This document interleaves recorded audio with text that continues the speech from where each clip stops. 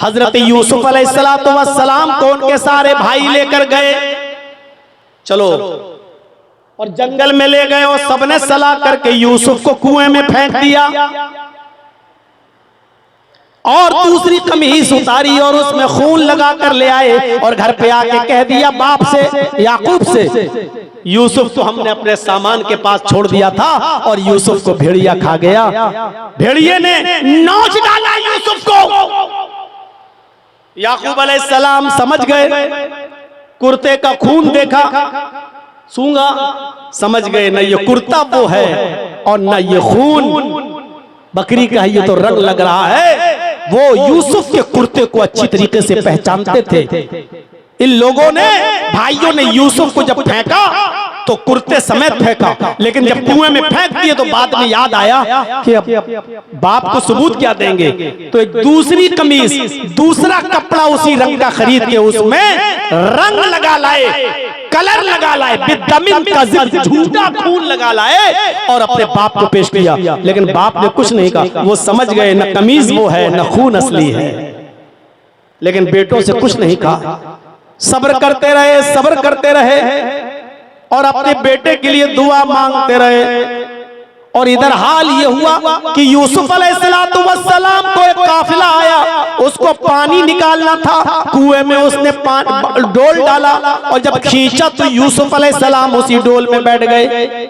जब खींचा तो भारी लगा, बहरहाल खींच कर निकाला गया तो देखा कि यूसुफ है, लड़का है। तो खुश हो गए ये काफिले वाले और कहने लगे बुशरा हाज़ा गुलाम, खुशी हो, हमें तो फ्री फंड में एक गुलाम मिल गया, चलो इसको बाजार में बेच देंगे, कुछ कीमत मिल जाएगी।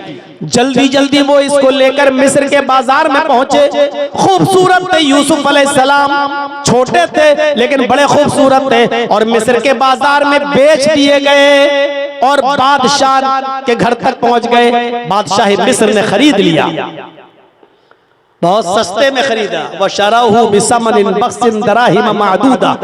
चोरी का कोई मोबाइल हो, अगर मुझे चोरी का मोबाइल मिल जाए, चाहे उसकी कीमत 1 लाख हो, तो जल्दी से उसको बेचने की कीमत, अरे ला यार 10,000 दे ले जा। तो 1 लाख की चीज 10,000 में, अभी जो 10,000 मिल रहा है वो भी कहीं पकड़े गए तो वो भी नहीं मिलेंगे। तो ये लड़का हाथ लग गया, कोई असली मालिक ना आ जाए वरना लड़का ले जाएगा छीन के, इसलिए जो मिल रहा है ले लो। चंद दिरहमों में यूसुफ को बेच दिया गया। यूसुफ अलैहिस्सलाम जब बादशाह मिस्र के घर में आए तो बीवी उनकी देखी तो देखती रह गई, बड़े खूबसूरत है यूसुफ, लेकिन छोटे हैं। वो उनका ख्याल रखने लगी, खिलाने लगी, पिलाने लगी, बड़ा करने लगी। यूसुफ जैसे जैसे बड़े होते गए उनकी खूबसूरती भी वैसे वैसे बढ़ती गई।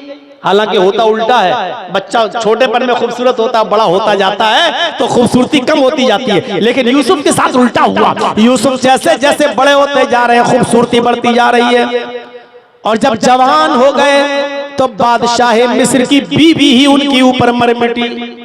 बादशाह की बीवी फरेफ्ता हो गई, बरगलाने लगी, बहकाने लगी, लेकिन यूसुफ हाथ नहीं आए। एक दिन कहने लगी चलो अंदर चलो, तुमसे बहुत जरूरी काम है। सोचा ये हमारी मालिकन है, चलो क्या काम होगा। वो अंदर ले गई, ये दरवाजा बंद, आगे ले गई, वो दूसरा दरवाजा बंद, फिर एक और कमरे में ले गई, उसका दरवाजा बंद, फिर एक और कमरे में ले गई, उसका दरवाजा बंद, कई दरवाजों के अंदर ले गई। गल्लक़तिल अबवाब, कुरान में जमा इस्तेमाल हुआ है, उसने सारे दरवाजे बंद कर दिए। इसका मतलब एक दरवाजा नहीं था, कई दरवाजे थे, उसने सारे दरवाजे बंद कर दिए ताकि भाग ना पाए यूसुफ। और जैसे ही वहां पहुंचती है बंद कमरे में, वही कहने लगती है यूसुफ आ जाओ, कितने जमाने से हम तुम्हारे बालिग होने का इंतजार कर रहे हैं, तुम्हारे बड़े होने का इंतजार कर रहे हैं। यूसुफ आओ, मेरी प्यास बुझाओ, आओ मुझसे मिलो। यूसुफ अलैहिस्सलाम ने फरमाया महाज़ अल्लाह, अल्लाह की पनाह, मैं ये काम नहीं कर सकता। उसको जुनून, कैसे नहीं करोगे, इधर आओ। यूसुफ भागे, पहला दरवाजा खोलने में कामयाब, वो भी भाग रही है। यूसुफ ने दूसरा दरवाजा खोला, उसमें भी कामयाब। तीसरा दरवाजा खोला और भागने में उधर से भी कामयाब, चौथा दरवाजा खोला उधर से भी भागने में कामयाब, आखिरी दरवाजे पर पहुंचे तब तक इसने पीछे से दामन पकड़ लिया, पीछे से दामन पकड़ लिया और यूसुफ अलैहिस्सलाम ने दरवाजे का कुंडा जो होता वो पकड़ लिया, इधर खींचा यूसुफ को। बादशाह मिस्र की बीवी ने ऐसे खींचा तो यूसुफ ऐसे दरवाजा पकड़े थे, ऐसे खींचते हुए उसके ऊपर गिर गए, दरवाजा भी खुल गया। जब दरवाजा खुला तो सामने बादशाह खड़ा है, मिस्र का बादशाह, उस औरत का शौहर। हालत ये थी कि वो औरत नीचे गिरी है, यूसुफ अलैहिस्सलाम उस औरत के ऊपर गिरे हैं और सामने दरवाजा खुला है और दरवाजे पर बादशाह खड़ा है। फौरन खड़ी होती है और इल्जाम लगाते हुए कहती है कि आए मेरे शौहर, आपकी बीवी पर अगर कोई गलत नजर डाले और गलत इरादे से उसको पकड़ने की कोशिश करे, उसके साथ जिना करने की कोशिश करे तो उसकी सजा क्या होनी चाहिए सिवाय जेल खाने के। बादशाह मिस्र को यकीन नहीं आया, बचपन से देख रहा है, यकीन नहीं आया कि ऐसा कैसे कर सकता है। कहा ठीक है जेल में तो जाएगा लेकिन पहले मुकदमा चलेगा, अदालत से साबित तो हो जाए। जब मुकदमा दायर किया गया तो बादशाह के करीबी जज ने जो फैसला सुनाया वो ये सुनाया कि आए बादशाह सलामत, यूसुफ सच्चा है या झूठा, तेरी बीवी सच्ची है या झूठी, तो उसको पहचानने का एक ही तरीका है, यूसुफ का कुर्ता देखा जाए, यूसुफ की कमीज देखी जाए। अगर वो कमीज पीछे से फटी है तो यूसुफ सच्चा है, तेरी बीवी झूठी, और अगर वो कमीज आगे से फटी है तो यूसुफ झूठा है और तेरी बीवी सच्ची।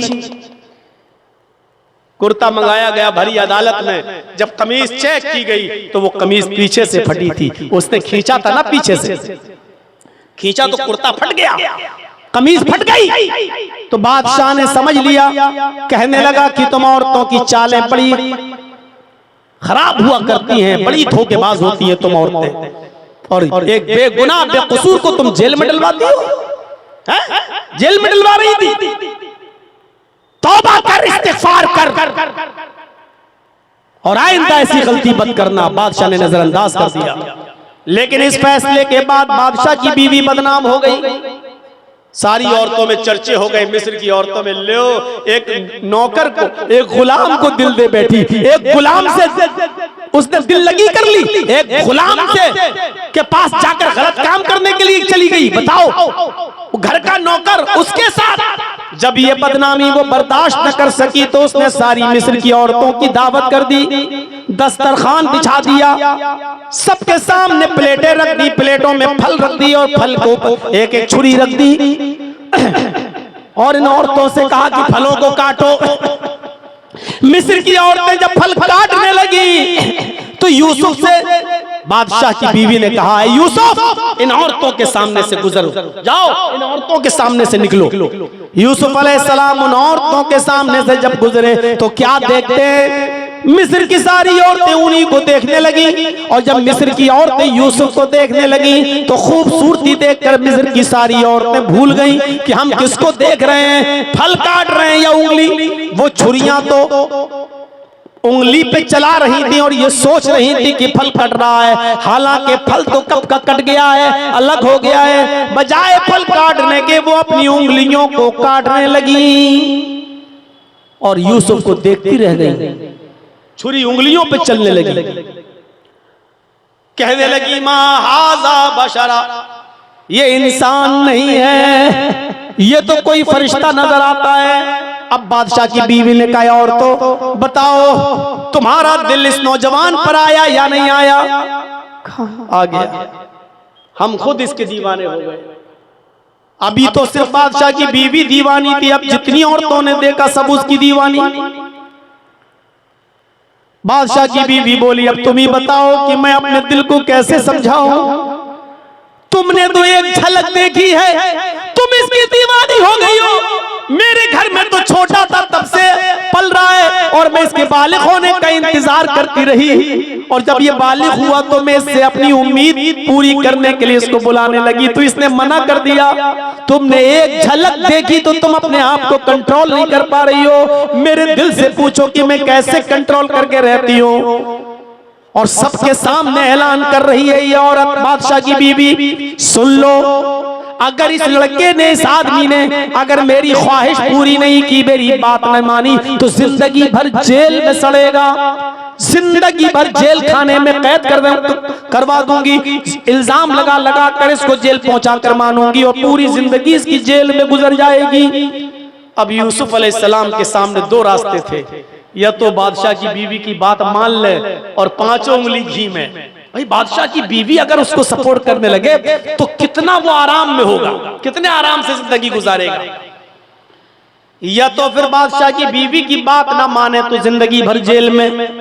अब यूसुफ सोचने लगे कि मैं क्या करूं, बात नहीं मानता तो जेल खाना, और बात मान लेता हूं तो हरामकारी, मैं क्या करूं। अपनी नजरें आसमान पे डाली और कहा, अल्लाह, इन दो रास्तों में मैं जिस रास्ते को पसंद करता हूं वो तुझसे मांग रहा हूं। रब्बिस्सिज्नु अहब्बु इलैया मिम्मा यदऊननी इलैहि। आय अल्लाह, मैं जेल में रहना ज्यादा पसंद करूंगा, लेकिन वो काम नहीं करूंगा जिस काम की तरफ ये औरत मुझे बुला रही है, और ये मिस्र वालियां मुझसे गलत काम लेना चाहती हैं, मैं वो काम नहीं करूंगा। इससे बेहतर है कि मेरी पूरी जिंदगी जेल में गुजर जाए। यूसुफ अलैहिस्सलाम ने परेशानी वाला रास्ता उठाना गवारा कर लिया कि मैं जेल में जाऊंगा। आखिरकार जब बादशाह मिस्र की बीवी की बात न मानी तो उसने भी इल्जाम लगाकर यूसुफ अलैहिस्सलाम को जेल भिजवा दिया। अब यूसुफ अलैहिस्सलाम जेल में गुजारते अपनी जिंदगी, तकरीबन 7 साल जेल में गुजारते हैं, तकरीबन 7 साल जेल में गुजारते हैं। अब वहां ख्वाब की ताबीर बताते हैं, उसी असना में बादशाह ने भी ख्वाब देखा। हजरत यूसुफ ने ताबीर बता दी। बादशाह ने कहा, जिसने ये ताबीर बताई वही मुल्क के मिस्र को कहत से और परेशानी से बचा सकता है, लिहाजा उसको जेल से छुड़ाया गया बादशाह के हुक्म पर, और बादशाह ने यूसुफ अलैहिस्सलाम को मुल्क के मिस्र का बादशाह बना दिया। अब मिस्र की बादशाहत यूसुफ अलैहिस्सलाम के हाथ में आ गई। अब गौर कीजिए कितना जमाना गुजर गया। बचपन में कुएं में फेंके गए, कुएं से निकाल कर मिस्र के बाजार में बेचे गए, मिस्र के बाजार में बेचने के बाद तकरीबन 15 साल तक, जब तक बालिग नहीं हो गए तब तक बादशाह के घर में पले, और 15 साल यानी 20 साल के हो जाने के बाद बादशाह की बीवी ने गलत इल्जाम लगाया तो जेल में डलवाया। तकरीबन 7 साल जेल में रहे, 27 साल, इतनी लंबी मुद्दत अपने बाप से अलग रहे। और बाप का हाल ये है कि अल्लाह मेरा बेटा, अल्लाह मेरा बेटा। याकूब अलैहिस्सलाम दुआ मांग मांग के उनकी आंखें अंधी हो गई, दुआ मांगते मांगते आंसू बहाते बहाते वो बीना बीना हो गए। जब मुल्क के बादशाह बन गए हजरत यूसुफ, तब उनको याद आया, कहने लगे कि अब सही वक्त है मुझे अपने बाप को याद करने का, सही वक्त है मुझे अपने बाप को अपने यहाँ बुलाने का। तो जो कमीज बचपन में, जिस कमीज को पहनकर वो कुएं में फेंके गए थे, जो कमीज हजरत यूसुफ संभाल के रखे थे, उसी कमीज को हजरत यूसुफ ने निकाला, और कमीज निकालने के बाद मिस्र के कुछ लोगों को भेजा, जाओ उस बस्ती में जाओ, वहां एक बूढ़ा आदमी तुम्हें मिलेगा, उसका नाम याकूब होगा। उस याकूब को बोल देना कि मिस्र के बादशाह ने तुम्हें ये कुर्ता, ये कमीज भेजी है, बाकी बातें उनको याद आ जाएंगी। मिस्र के कुछ लोग यूसुफ का कुर्ता लेकर जब दूसरे मुल्क पहुंचे और वहां याकूब अलैहिस्सलाम से मिले, अभी तक इन लोगों को ये नहीं मालूम था कि यूसुफ ने हमें जहां भेजा है वो यूसुफ का बाप है और यूसुफ उसका बेटा है। अभी किसी को नहीं मालूम, बादशाह को भी नहीं मालूम। जब ये लोग मिस्र से चलकर उस मुल्क में आए जहां याकूब रहते थे और याकूब अलैहिस्सलाम से मुलाकात की, तो कहा कि मिस्र के बादशाह ने ये कुर्ता आपको दिया है। जैसे उस कुर्ते को हजरत याकूब अलैहिस्सलाम ने सूंघा, अल्लाह से दुआ की, आंखों की रोशनी वापस आ गई। इस कुर्ते को देखा तो पहचान गए कि ये तो मेरे बेटे का कुर्ता है, ये तो यूसुफ अलैहिस्सलाम पहना करते थे। उसको सूंघा तो यूसुफ अलैहिस्सलाम की महक उनको अच्छी तरीके से सूंघने में आ गई। कहने लगे, ये कुर्ता तुम्हें किसने दिया? कहा बादशाह ने। कहा उसका नाम क्या है? कहा यूसुफ। तो याकूब अलैहिस्सलाम ने कहा क्या वो जिंदा है? कहा जो सवाल किया उस सवाल को सुनिएगा मेरे साथियों। आए मिस्र वालों, कैफ़ तरक्तहू, तुमने यूसुफ को किस हाल में छोड़ा, कैसे छोड़ा, कहां छोड़ा, किस पोजीशन में छोड़ा? पहला सवाल, किस हाल में? मिस्र वालों ने कहा किस हाल में? किस हाल में पूछते हो? तारा को तू मलिका मिस्र। अरे उसके तो मजे ही मजे। इस वक्त वो मिस्र का बादशाह है। इस वक्त यूसुफ मिस्र का बादशाह है। तरक्तुहू मलिका मिस्र, मैंने मुल्क मिस्र के बादशाह की हालत में छोड़ा है। याकूब अलैहिस्सलाम के आंखों में आंसू आ गए और रोते हुए कहते, ला अस्अलुकुम मन हाजा, मेरे पूछने का ये मतलब नहीं कि वो बादशाह है, गवर्नर है, क्या है, ये नहीं पूछना चाहता हूं मैं कि वो क्या है। ये मत बताओ मुझे कि वो क्या है। अस्अलुकुम माना ये दीन तरक्तहू, मैं ये जानना चाहता हूं कि यूसुफ को तुमने किस दीन पर छोड़ा है, किस दीन की वो किसकी इबादत करते हैं, उनका काम क्या है।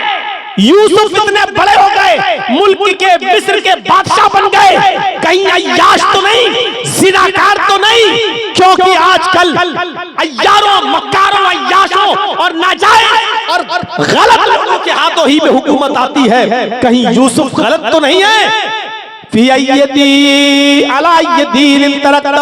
किस दीन पर तुमने उनको छोड़ा?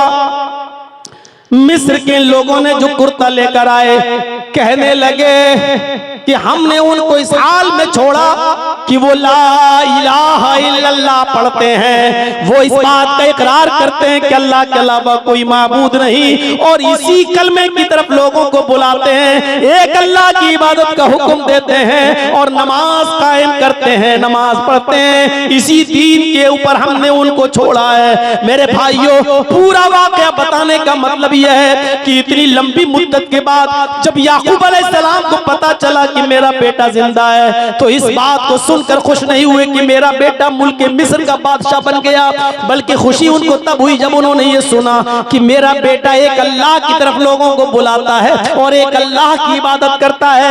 ये तरबियत थी एक बाप की अपनी औलाद को। क्या ये तरबियत है आज हमारी अपनी औलाद को? क्या ये तरबियत आप देते हैं? क्या ये हक है आपको पूरा कि अपनी औलाद को इस तरीके की तरबियत दें? औलाद बेटा है तब भी अच्छी तरबियत, और बेटी है तब भी उसकी अच्छी तरबियत होनी चाहिए। मेरे भाइयों, ये मायार होना चाहिए। आज क्या दूसरों के साथ जा रहे हैं, दूसरों के साथ भाग रही हैं, दूसरों के साथ। और जाइए महाराष्ट्र का रिकॉर्ड देखिए, 3 लाख लड़कियों की एप्लीकेशनें कोर्ट में पहुंची हुई हैं, 17-16 साल की लड़कियों की। अभी मेरे बालिग होने में 1-2 साल बाकी है। जब मैं बालिग हो जाऊं, मैं अपनी मर्जी से फला इब्ने फला के साथ शादी करूंगी, गैर मुस्लिम लड़के से। मेरा बाप और मेरा भाई इंटरफियर करे तो उसको कोई इंटरफियर का हक नहीं होगा, क्योंकि अभी मेरी उम्र 17 है। जब मैं 18 साल की हो जाऊंगी तो मैं अपनी मर्जी से खुद शादी करूंगी उस गैर मुस्लिम लड़के के साथ। ये 3 लाख मुस्लिम लड़कियों की एप्लीकेशन है सिर्फ महाराष्ट्र के अंदर, गैर मुस्लिम लड़कों के साथ, गैर मुस्लिमों के साथ शादी। कहां हैं हम और आप? जानते हो, सिलसिलतुल हदीस सहिया के अंदर इमाम हजरत नासरुद्दीन अलबानी एक हदीस नकल करते हैं।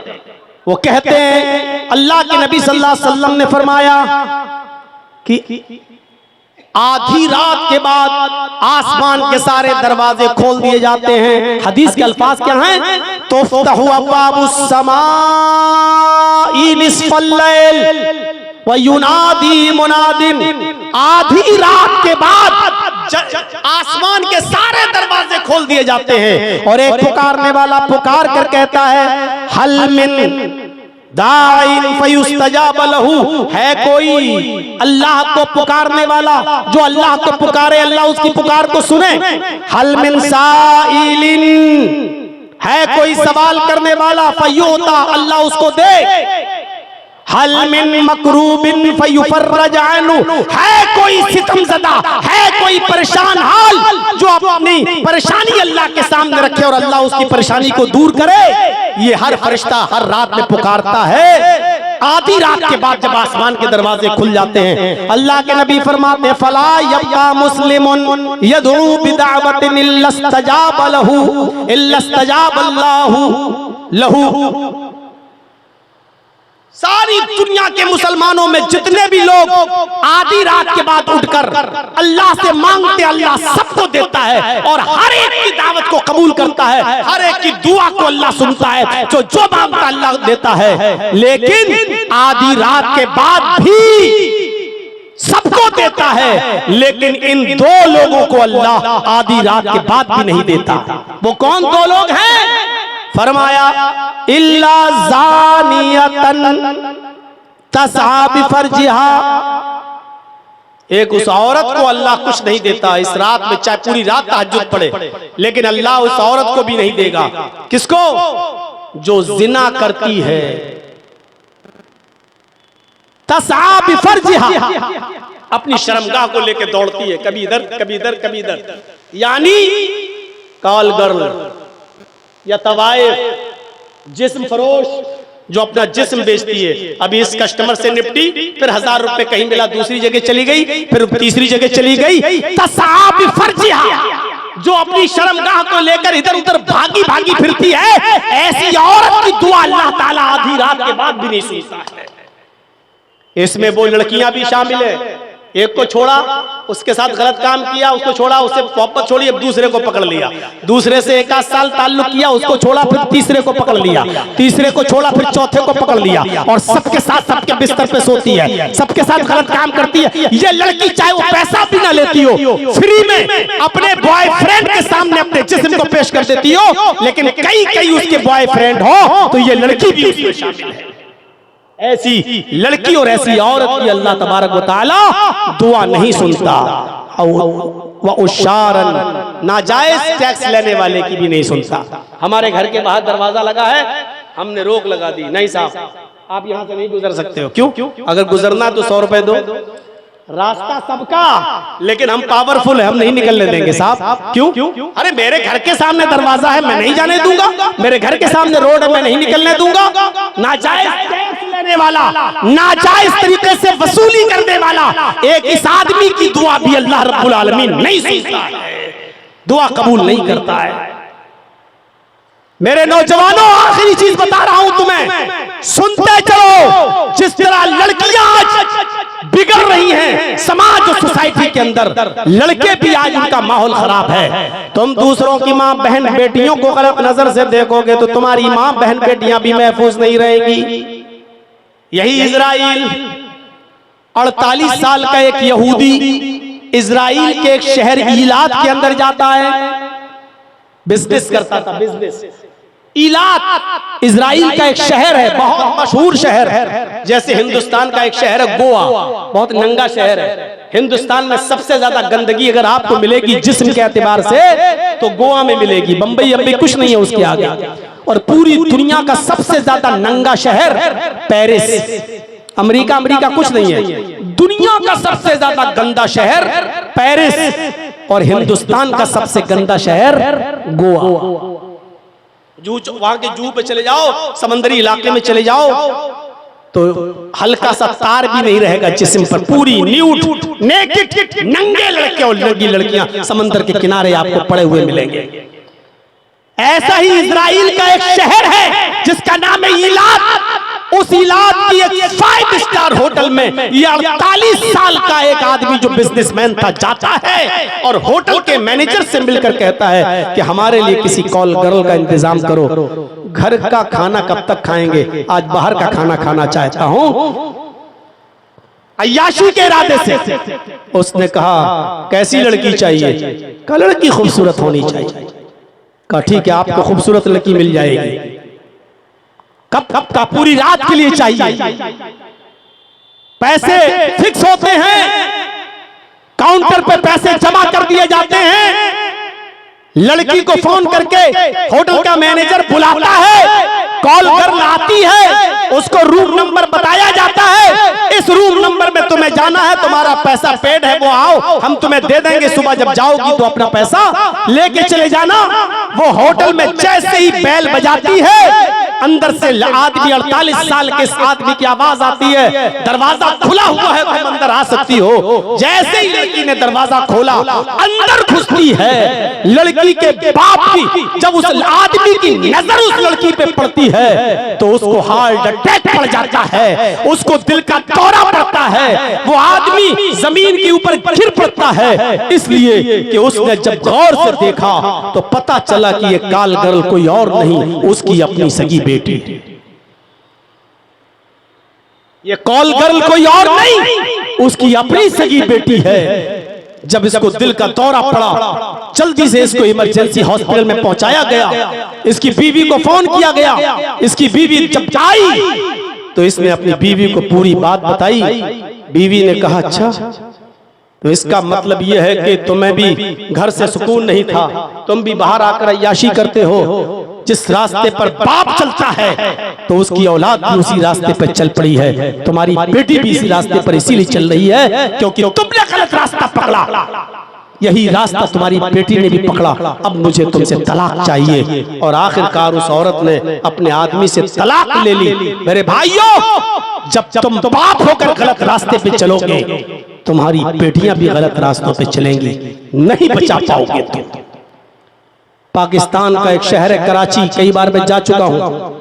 उस कराची के अंदर एक बहुत मशहूर इलाका है जिसका नाम है defence housing authority. Defence housing authority. उस डिफेंस हाउसिंग अथॉरिटी में एक बहुत खूबसूरत प्राइवेट निजी स्कूल बना हुआ है, बहुत खूबसूरत। अमीर माँ बाप के लड़के और लड़कियां उस स्कूल के अंदर पढ़ते हैं, निजी स्कूल है। उस स्कूल के 4 स्टूडेंट्स ने ये तय किया कि आज किसी लड़की को हम बहकाएंगे, बहलाएंगे और नाश्ता पानी के बहाने उसको एक कमरे में बंद कर देंगे और चारों लड़के उससे एक एक करके उसके साथ आज जिना करेंगे, ज्यादती करेंगे उसके साथ। उन 4 लड़कों में से एक लड़का किसी लड़की को बहलाकर फुसलाकर खिलाने पिलाने के बहाने दोस्त बनाकर लाता है और एक कमरे में ले जाता है और कहता मैं अभी आ रहा हूं। बाहर आकर कॉल करता अपने 3 साथियों से, काम हो गया।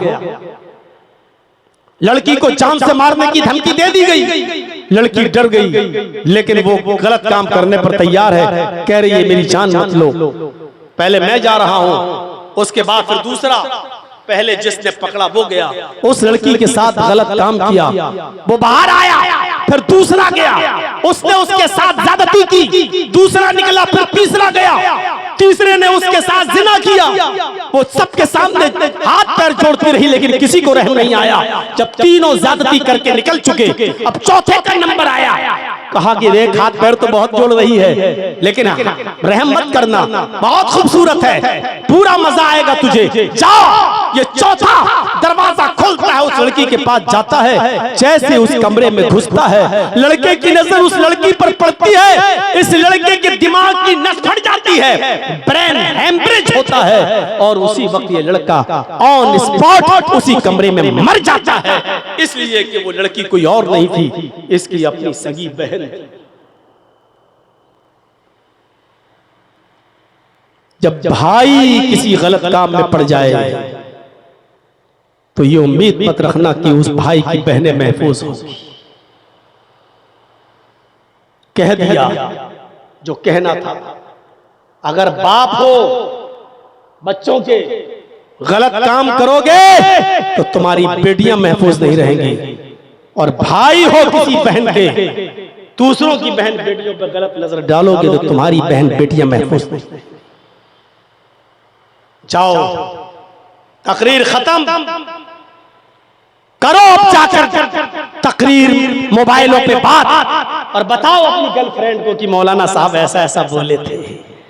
मुझे मालूम है कि इतना सख्त सुनने के बाद भी बेशर्मो तुम्हें शर्म नहीं आएगी, बेहयाओ तुम्हें हया नहीं आएगी, बेगैरतो तुम्हें गैरत नहीं आएगी। इसके बावजूद भी तुम इस गलत हरकत को छोड़ नहीं पाओगे।